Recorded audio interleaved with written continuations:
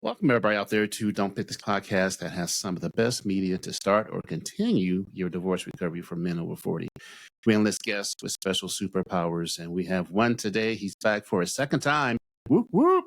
Go around with the mediation and co-parenting. Welcome, Mac Pierre-Louis, to the show. He's an attorney who specializes in mediation. He has a podcast about resolving conflicts, the Lawyers and Mediations International Show and Podcast.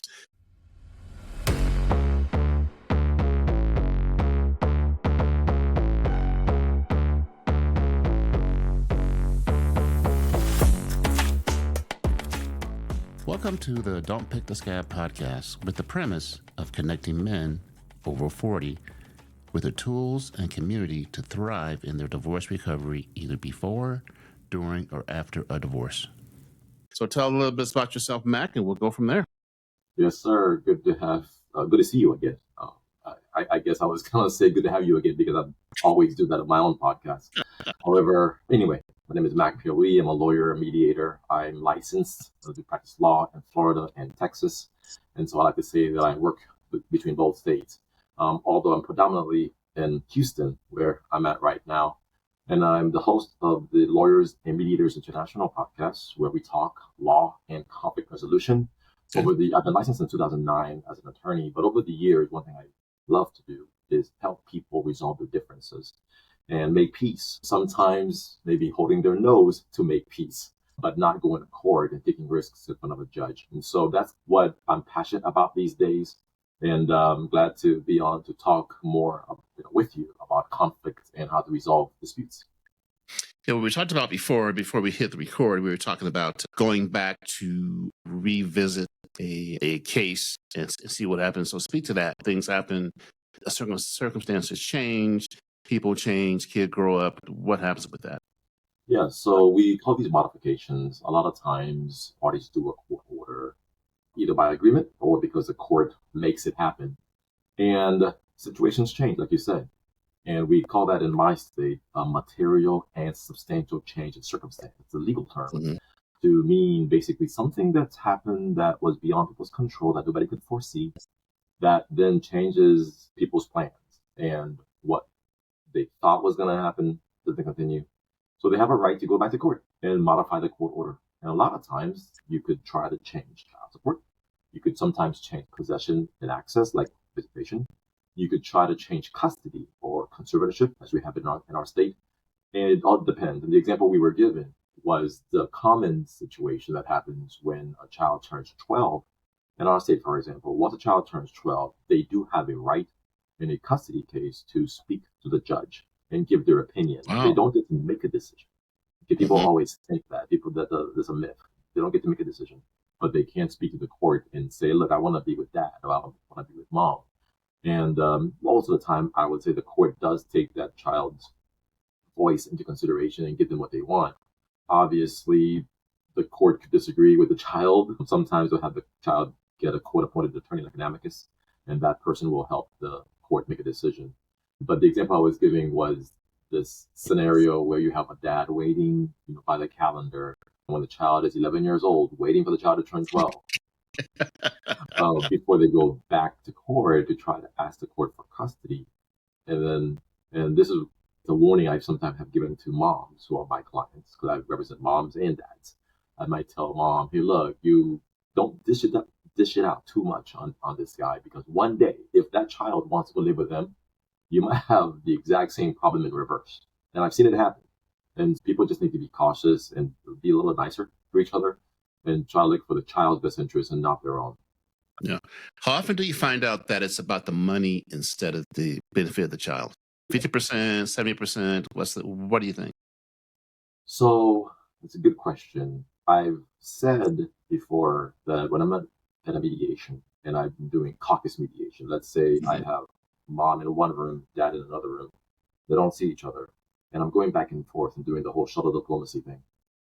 Both parents sometimes say the exact same thing, and that is, it's all about the money with them, right? And so mom might say, and it's funny to me because I'm like they don't realize it, but they're saying the exact same thing. Pointing the finger to the other parent, saying that it's all about the money to them. Look, let's be honest. We all care about our money, right? It's just that we tend to have a little more grace on ourselves about how we spend it, Yep. versus other people. We think that they're selfish. So I think when it comes to a child, it becomes very personal real quick, because now, depending on how people have treated each other, depending on what the child needs, depending on what one parent thinks the child needs, and the other parent disagrees, you still bring in money. Okay, it can become a huge point of conflict. So I know that there are men out there, who in their circumstance might believe that it's all about the money, by this mom, and mom is going to try to milk as much as she can out of him. It doesn't matter how much goes to the child. She just wants to either punish the guy, or he's making enough. He needs to just pay more. And some guys feel that way. It may be true in some circumstances, or the opposite. You might have a mom who's feeling that dad is going to always insist on paying the minimum amount. It doesn't matter what the child is going to go through. And she feels that, look, a bigger percentage of the cost of this child is on my back. And this man is not wanting to pay a dime more. And so you get this, and a lot of it might be valid. Some of it might just be people have motivations over money that they see from their own point of view. But my job is always to be neutral and help them make some kind of agreement that keeps them out of court. My next question, and thank God for editing because I'm having a mind fart right now. You are a young blood, but you're younger than me. So back in the day, back in the Kramer versus Kramer days, most of the women got 80, 90% of the co-parenting. So by the time you got into it, had that shifted to 50-50, or is it still swayed in Georgia? Well, I'm in Texas. Texas. Yeah. I did think of taking the Georgia bar one time. I don't know. I'm a nerd, so I like to be licensed in multiple places. But never happened. Maybe one day. But the 50-50 thing is very popular. Okay, it's a word, almost like narcissist, that is pervasive in the world of family law. You hear this all the time, and to many people it means different things. And so I think to most men it means, or most dads, I should say, it means that child is with us equally, not just with decision making, but also possession and financial. And so it doesn't matter about our finances. It matters about the child. And we're one half of this child, right? DNA perspective. Why don't we just treat this thing equally? And so you'll hear that phrase from that point of view. Father's rights movement trying to get more equality in terms of having rights to a child and having possession of a child. And of course, money, because that's a big deal. So you said back in the day, most of the time moms had the child, and now men are fighting for more, or people are talking about it. I do think there's been a big push over the last number of years for people to share the child equally. I think what's sometimes questioned is the motivation, and where you typically hear a mom will say, he just wants 50-50 so he doesn't pay child support. Here we go again. Usually one way I resolve that in family law mediation would be to calculate what, in theory, mom would pay dad if he had custody, calculate what dad would pay mom if she had custody, and then have the parent who makes more money pay the difference. That way, the parent who makes more money gets a massive discount, but the parent who doesn't make as much still gets something, because they're going to argue that, look, percentage-wise, because I make less, it's a bigger percentage of my income to take care of this one same child. And I think that usually makes a lot of sense to people, and that's one way we work out that, but it's time sharing. And other states like Florida, when you calculate child support, you do have to address time, whereas Texas, not much. Technically, there's a part of the statute that allows you to consider time, but most of the time we don't. We just separate the two issues. There's money and there's possession. And you pay regardless if you see the kid or not. You just pay the guideline amount. And but that's basically where I see the 50-50 thing going on. It's never going to stop, though, because we're going to probably trend toward true 50-50. But that's where we are. Yeah. So when you're doing a mediation with a co-parenting, and that both parties, mom and dad, it's all about the money, what kind of modalities or what kind of tools do you have in order to get them out of that deep, dark chasm, basically? I think getting people to see things from the other person's perspective is huge.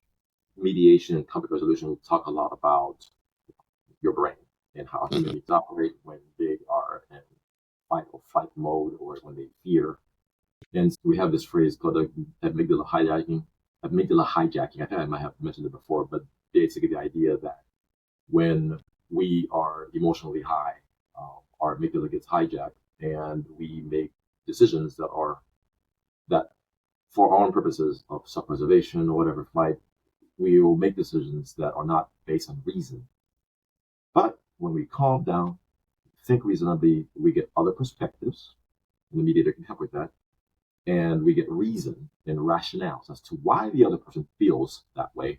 We can start using our frontal cortex to make more sound judgments and sound decisions. Sometimes people just need to go home and sleep on the ideas, come back to the table, and keep negotiating.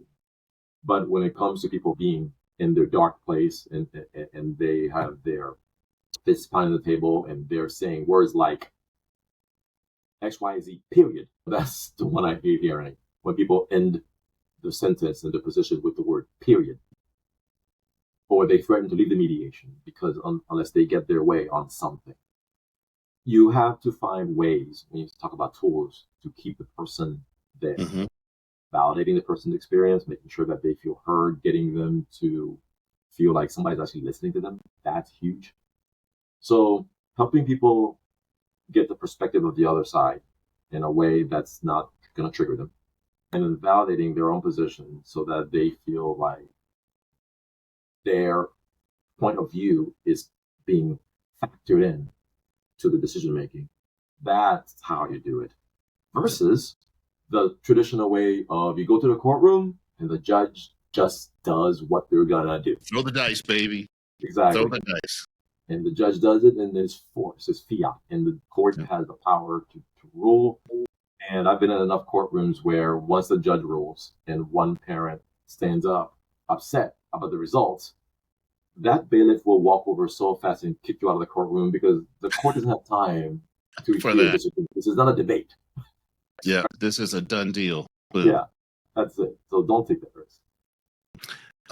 What kind of, because you got to have a lot of psychology, what kind of psychology can you apply to being a successful mediator? So it's a broad question, but I think you first need to read up on this stuff a little bit, understand what's happening to the person. If you are doing an in-person mediation, I think it's easier. The person sitting right next to you can literally see their face turn red. That might send you a signal about what buttons to push and not. But when you're doing it online, it's a bit more different. Okay. And so that's one big factor. First off, we have to consider we underestimate how seeing somebody on the glass makes our job a little bit more difficult to read body language and all of that, because you speak so much more through your body language than through your words. And imagine then putting the person in the same room and how that might blow things up. I've done that and I've had success, and I've also regretted it real fast. Okay. So I would say some tools, something you can consider psychologically is whether or not you're going to be putting people together. We call the phrase caucus style mediation, where we divvy people up and we don't let them talk to each other. Some people think that's not true mediation, that the true art of mediation is getting two people who are so polarized into the same room. And usually I have a circle table, and you do your magic. And you are the communicator. You have some ground rules, but we're not going to yell at each other. We're not going to people have dignity. They're not going to be accosted or threatened.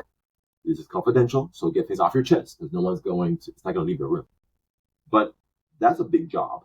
And it's something that most people, I think, can't do unless you practiced it a lot. So that's the first thing. You can have them together or not. If not, then it does become a little easier in a way to have them separately. But then you have the other problem to deal with, and that's time. You can get a resolution much quicker if you get two people just duking it out in person. But when you're splitting people up and you're doing the whole subtle diplomacy thing, you're going to be there all day. But guess what? People feel relaxed. They don't have to see the other person that who's triggering them. I use that word a lot because one thing I've noticed is, again, back to psychology, a person, and I think I hit this last time I talked to you. People sometimes think if they're in a relationship with somebody or they work and it ended and they have a kid together, they sometimes think that they, as person A, is the best person to be able to judge person B's character because, well, I know them. But is that true?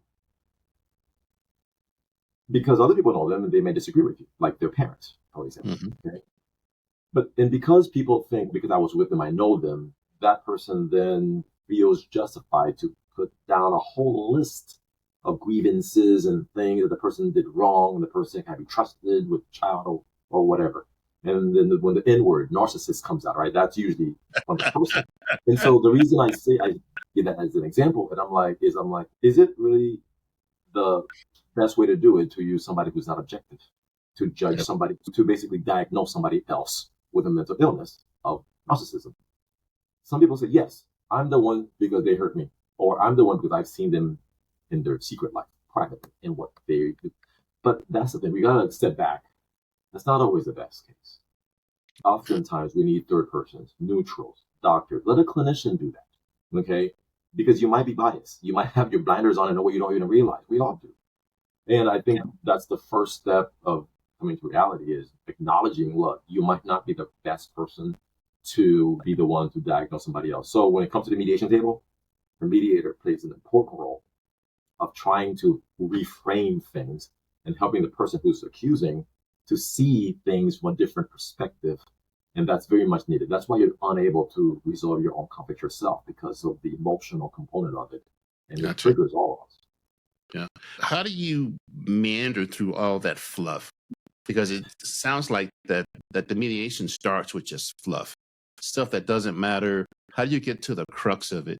And how quickly can you get to it? Yeah, quickly. It's a function of time. And so I think time, if you have a lot of time, you can tolerate the venting. You need to let people vent because they have to get things off their chest.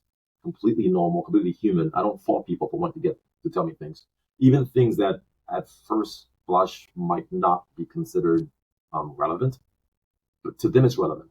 It's important. And they're like, Mac, listen, no, I gotta tell you this.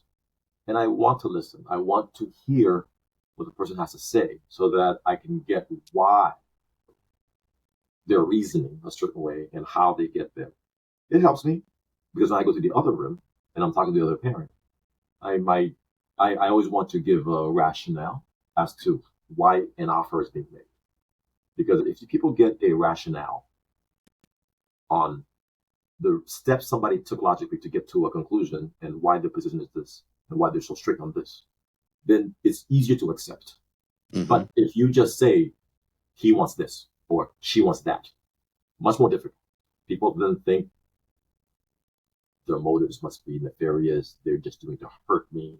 Your brain's gonna fill in to protect yourself all the negative emotions. But venting is important. You let people talk. It might feel like fluff to the other side. And it's not relevant. What are we here for? We're not here about that. We're not here for that. Like, we gotta let them hear it. If we don't have time, because again, time is the critical factor here. If we don't have time, we're gonna get right to it. Then we'll start differently. I will say this. Let's say I start a caucus style mediation and I will be with one parent. Here, I'll spend maybe 40 minutes with them and I'll hear their side of the story, a version of the story that is obviously from their point of view that may be mostly true, but may have things in there that might be filled with misunderstandings. I go to the other room and sometimes I'll ask the person who's in the other room, I heard what person A said. Do you want me to just get right to it and just tell you what they want? Or would you prefer that I just hear you out without knowing anything else other than what they've told me? And it's funny, but which one do you think people suggest first? They want to hear what they said. Yes, that's it. Yeah. Oh, yeah. They want to duke it out, man. Rock and sock. Oh, yeah. Yeah, and it's interesting, but I don't know. It's a little scary when that happens, because now I'm going to be sharing some things that the other person wants to convey without knowing what the buttons are. Perhaps if I just heard from person B their perspective first, I can start in my own mind, start seeing, okay, where these people align already and where they actually disagree. Because people sometimes agree on more than they realize. It's the details and little things that they can blow up into big things that take root. And so maybe I should start not giving people the option and just say, listen, I talk to the other side, tell me your side of the story. And then I can hear. But I just noticed if I ask that question, people just want to get right into it. Just want to vent. Somebody's got to go first. Someone's got to go first. Have you ever mediated another lawyer? That's a good question. Are you saying where they are one of the parties? Case with another lawyer. The lawyer was getting the work. Okay. Yes. Taking back. Yes. I don't think it was. I had a case. I mediated once, and I think the father was an attorney. It was a custody case with child support as well, and I was a mediator. So it's not infrequent. I think honestly, most lawyers would want to keep their business out of the court. I think if you poll lawyers, you're gonna hear that most attorneys would rather not have their business public like that. Interesting. And so they would probably but sometimes you don't have a choice. You have to go through the whole discovery process and go through trial. And I've met a lawyer like that, and her business was all public because, and literally other lawyers were in the courtroom watching the trial of a very well-known attorney. Most lawyers, I think they fear that they don't want their business out like that because of the fact that this is what they do for a living, and the last thing they need is for their own case. So I think most attorneys would just wrap this thing up privately, especially if they're both lawyers. It's like me having a cavity. Exactly. You're a dentist. You know? Exactly. Well, seeing a doctor smoking behind the building is not. What about active listening? That plays a big part. Absolutely. You know, you've learned that skill over time. Yes, you know, sir. you really can't learn it like in a classroom, I don't think. But exactly. How has that played a part with your mediation? Yeah, it's so important. It's so important to the dynamics of mediation and helping people, feel heard and feel engaged. It's so important that when we started doing Zoom mediation, because we were not in person, I can't turn to the person and look them in the eye. Mm-hmm. If my camera, and I'll do the test right now with you, if I take your image right now and I move it down, and I'm looking down at your face, I feel like I'm looking at you in the eye. However, my camera's up here, and you probably do not feel I'm looking at you right now. That small little thing has an effect, okay? Wow. Now, if I move my window back up, and I put it right, and I put your face right underneath my camera, that's going to make a difference in how you feel like you're being heard. And now I know it's still not perfect because you're still underneath my camera. But if I look directly into the lens right now, don't you feel engaged? Okay. Something so simple.